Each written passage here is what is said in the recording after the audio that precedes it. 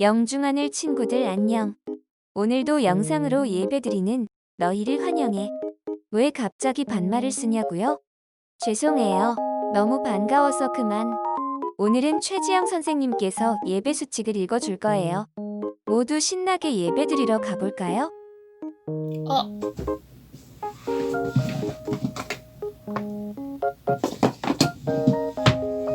정성스럽게 예배드릴 수 있는 환경을 만들어주세요. 성경책을 준비해주세요.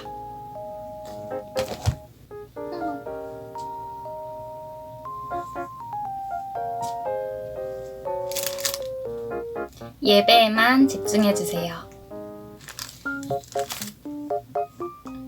바른 자세로 예배를 드려주세요. 하나님께서는 언제나 우리의 예배를 기뻐하십니다. 영중하늘 친구들 안녕하세요.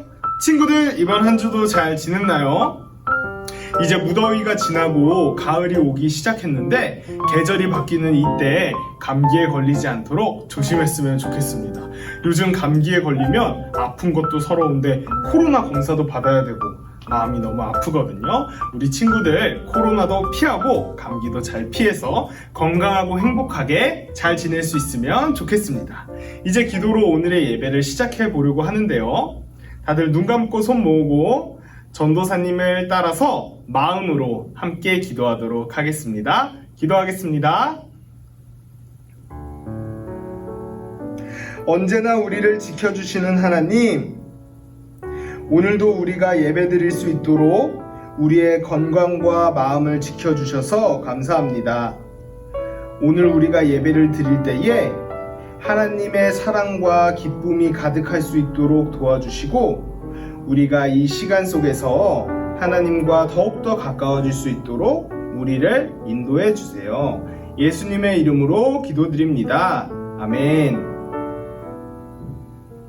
친구들, 이제 우리가 신나게 율동으로 찬양하려고 하는데요. 오늘 율동 영상은 3학년 이문채 어린이가 보내주었습니다. 은채와 함께 다들 찬양하러 가볼까요? 자리에서 일어나서 찬양하러 고고!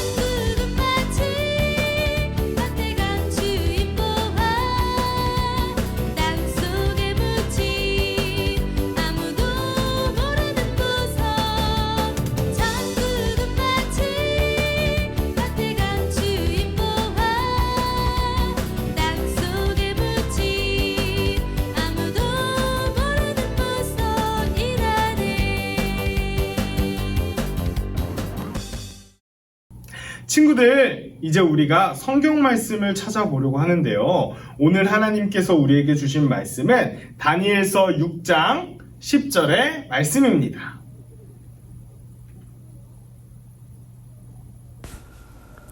다니엘은 왕이 금령문서에 도장을 찍은 것을 알고도 자기의 집으로 돌아가서 다락방에 올라갔다. 그 다락방은 예루살렘 쪽으로 창문이 나 있었다.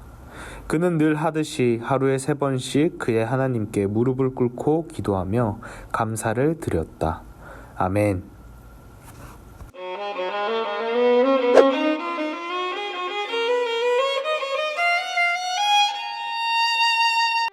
어흥! 친구들, 혹시 사자를 실제로 본 적 있나요? 무시무시한 이빨과 무서운 갈기, 그리고 그것보다 더 무서운 사자의 어흥! 하는 울음소리를 들으면 온몸에 소름이 돋는데요. 오늘 우리가 살펴볼 성경의 이야기에서도 바로 이 사자가 등장합니다. 어떤 이야기인지 아시겠나요? 맞아요. 바로 다니엘의 이야기인데요. 다니엘의 이야기를 알고 있는 친구들은 내가 알고 있는 이야기와 어떤 점이 다른지 한번 생각해 봤으면 좋겠고, 다니엘의 이야기를 처음 듣는 친구들은 다니엘이 어떤 사람이었는지 집중해서 들어봤으면 좋겠습니다. 모두 다니엘의 이야기 어흥! 들을 준비 되었나요? 성경의 이야기 속으로 들어가 보도록 하겠습니다. 이야기 속으로 고고! 친구들, 여기 다니엘이 있어요. 다니엘은 하나님을 믿는 유다 사람인데 어린 시절부터 바벨론이라는 나라에 끌려와 살았어요. 다니엘은 하나님을 사랑하는 사람이었고 하나님의 말씀을 따라 사는 사람이었어요. 그는 하루에 3번 하나님께 기도를 드렸지요. 다니엘은 바벨론의 왕들을 오랜 시간 모셨어요. 바벨론은 힘이 센 나라여서 나라마다 있는 똑똑한 사람들을 데리고 와서 왕을 섬기게 하였지요. 다니엘은 항상 다른 신하들보다 인정을 받았어요. 바벨론 왕 다리오는 지혜로운 다니엘에게 나라를 다스리게 하였지요. 그러자 다른 신하들이 다니엘을 시기했어요. 신하들은 다니엘의 잘못을 찾으려고 애쓰기 시작하였지요. 하지만 다니엘의 잘못을 찾는 것은 쉬운 일이 아니었어요. 왜냐하면 다니엘은 자신이 맡은 일에 충실한 믿을 만한 사람이었기 때문이었지요. 그러다가 그들은 드디어 다니엘의 잘못을 찾아낼 방법을 찾았어요. 친구들, 신하들은 다니엘을 위험에 빠뜨리기 위해서 어떤 일을 계획하고 있었을까요? 뭔가 무시무시한 일이 일어날 것 같은데요. 다시 다니엘의 이야기 속으로 들어가 보겠습니다. 신하들이 생각한 방법은 바로 다니엘이 믿는 하나님을 문제 삼는 것이었어요. 그들은 왕에게 찾아가서 좋은 생각이 하나 떠올랐다고 말하죠. 그것은 바로 왕의 강력한 힘을 보여주기 위해 3일 동안 왕이 아닌 다른 사람에게나 신에게 도움을 구하지 말라는 것이었어요. 그런 사람이 있다면 사자굴에 넣어버리는 법을 만들자고 이야기했죠. 신하들의 말에 왕은 그렇게 하는 것이 좋겠다고 대답했어요. 왕은 신하들이 가지고 온 종이에 사인을 했어요. 다니엘은 그 법을 알고 있었어요. 하지만 다니엘은 집으로 가서 평소와 같이 하나님께 기도했어요. 그는 하루에 3번 기도했고 하나님께 구할 것을 말하고 또 감사 기도도 드렸지요.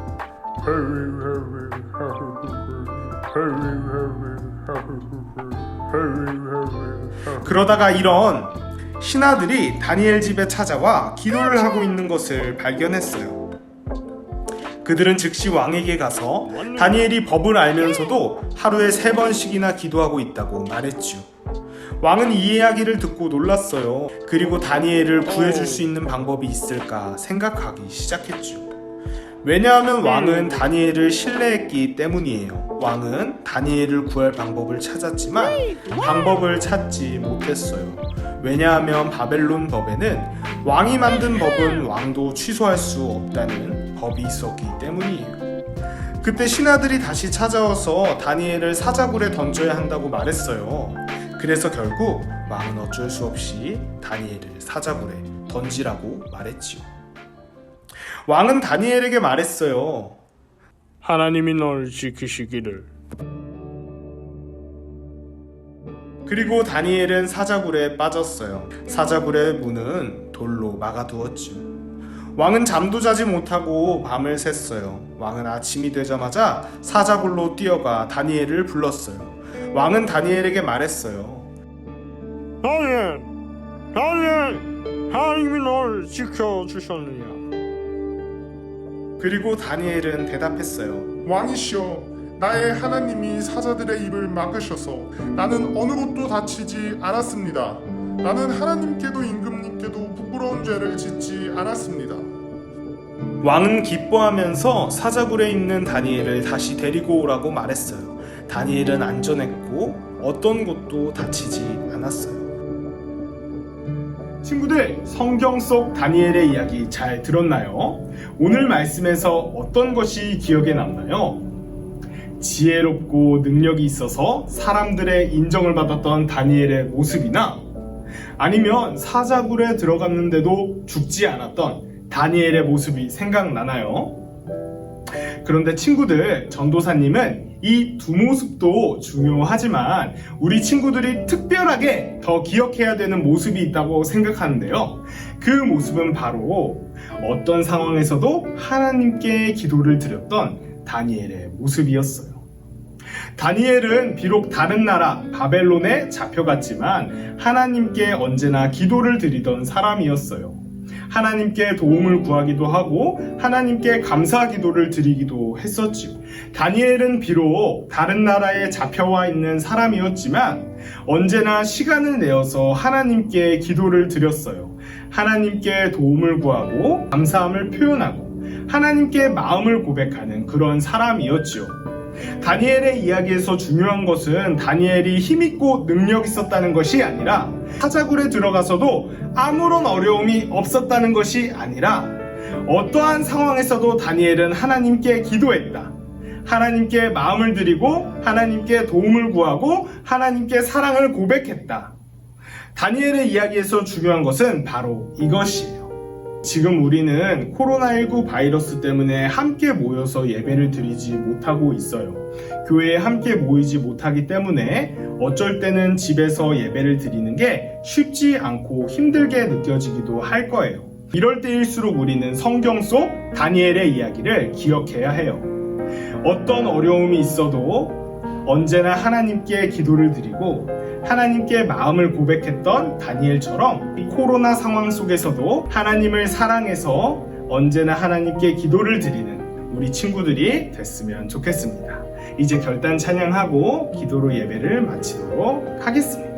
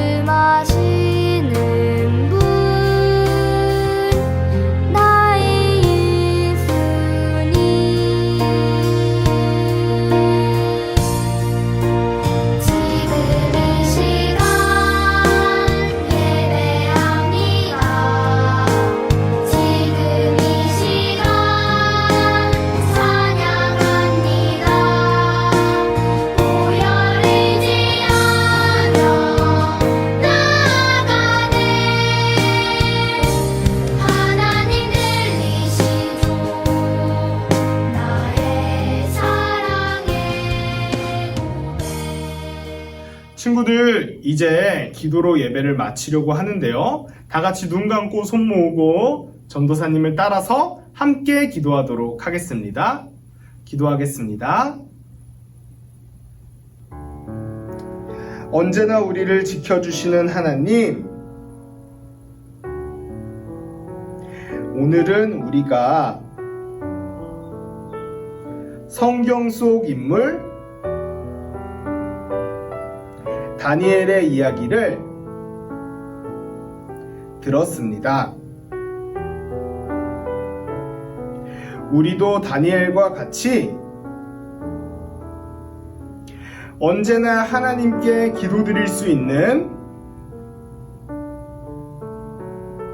어린이가 될 수 있도록 하나님께서 우리를 인도해 주세요. 예수님의 이름으로 기도드립니다. 아멘.